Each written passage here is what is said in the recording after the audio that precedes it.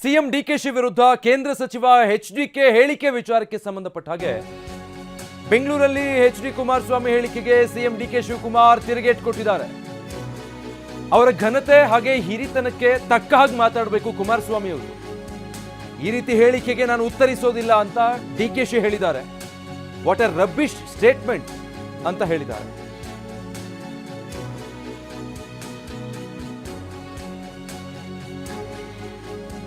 ಹಾಗಿದ್ರೆ ಮೊದಲಿಗೆ ಕೇಂದ್ರ ಸಚಿವ ಎಚ್ ಡಿ ಕುಮಾರಸ್ವಾಮಿ ಯಾವ ಪದ ಬಳಕೆ ಮಾಡಿದ್ರು, ಏನ್ ಹೇಳಿಕೆ ಕೊಟ್ಟಿದ್ರು, ಅದಕ್ಕೆ ಸಿಎಂ ಡಿಕೆ ಶಿವಕುಮಾರ್ ಯಾವ ರೀತಿ ಪ್ರತಿಕ್ರಿಯಿಸಿದ್ದಾರೆ ನೋಡಿ. ನಾನು ಈ ರಾಜ್ಯದ ಮುಖ್ಯಮಂತ್ರಿಗಳಾದ ಮೇಲಾದರೂ ಎಂಥವು ಬ್ಲೂ ಫಿಲಮ್ ಮಾಡಿಸೋದು, ಪೋಸ್ಟರ್ಸು ಇದೆಲ್ಲ ಬಿಡ್ತಾರೆ ಅದನ್ನು ಅಂತ ಅಂದ್ಕೊಂಡಿದ್ದೆ. ಆ ಕೈಯಲ್ಲಿ ಇನ್ನೂ ಹೋಗಿಲ್ಲ. ಅದೆಲ್ಲ ಪೋಸ್ಟ್ ಅಂಟಿಸ್ಬಿಟ್ಟು ಪ್ರಚಾರ ಮಾಡೋ ಅಂತಿದೆ. ನಂದು ಬಿಟ್ಟುಬಿಡಿ.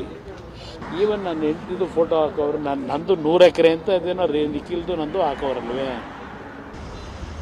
46 ಎಕರೆ 40 ವರ್ಷದ ಹಿಂದೆ ಕಷ್ಟಪಟ್ಟು ಸಂಪಾದನೆ ಮಾಡಿರೋ ಜಮೀನು. ಅದು ಬಿಟ್ಟು ನನ್ನ ಹೆಸರಲ್ಲಿ ಇನ್ಯಾವ ಜಮೀನಿದೆ 100 ಎಕರೆ ಅಂತೇನು ಹಾಕೊಂಡವರಲ್ಲ ಪೋಸ್ಟ್ರಲ್ಲಿ. ಇನ್ನು ನೀತಾ ಮೇಡಮ್ ಅವ್ರದ್ದು 36-37 ಎಕರೆ ತಗೊಂಡವ್ರೆ. ಖರೀದಿ ಮಾಡಿರೋದು.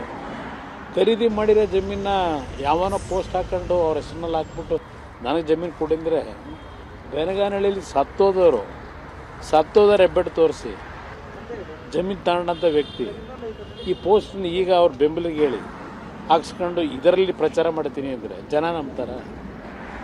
ಮುಖ್ಯಮಂತ್ರಿ ಆದಾಗಲಾದರೂ ಒಂದು ಸ್ಟ್ಯಾಂಡರ್ಡ್ ಬೇಡವಾ? ಒಂದು ಸ್ಟ್ಯಾಂಡರ್ಡ್ ಇಲ್ಲದೆ ಈ ರೀತಿಯ ನಡವಳಿಕೆ ಇವತ್ತು ಈ ರಾಜ್ಯ ಯಾವ ಪರಿಸ್ಥಿತಿ ಹೋಗುತ್ತೆ ಅನ್ನೋದನ್ನು ಯೋಚನೆ ಮಾಡಬೇಕು.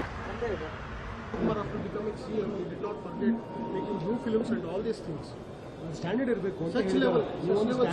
ಮುಖ್ಯಮಂತ್ರಿ ಆದರೂ ಒಂದು ಸ್ಟ್ಯಾಂಡರ್ಡ್ ಮೇಂಟೈನ್ ಮಾಡಬೇಕು. ಸಣ್ಣ ಮಟ್ಟದ ಕೆಲಸವನ್ನು ಮಾಡಬಾರ್ದು ಅಂತ ಇಲ್ಲಿ ಅವರು ಆರೋಪ ಮಾಡಿದ್ರು ಸರ್. ನಿಮ್ಮನ್ನೇ target statement by former chief minister. This kind of a statement by him. I don't want to react to all these rubbish, unwanted statements. It is not to his level. First, he should not speak to this level. ಅವರ ಗಂತೆಗೆ ತಡ್ಕೊಳ್ಳೋಂಥ ಮಾತುಗಳಲ್ಲ. ಅವರು ಹಿರಿಯರಿದ್ದಾರೆ. ಅವ್ರ ಹಿರಿತನವನ್ನು ಕಾಪಾಡ್ಕೊಂಡು ಹೋದ್ರೆ ಅವ್ರಿಗೂ ಒಳ್ಳೇದು ಅಂತ ನಾನು ಭಾವಿಸ್ಕೊಂಡಿದ್ದೇನೆ.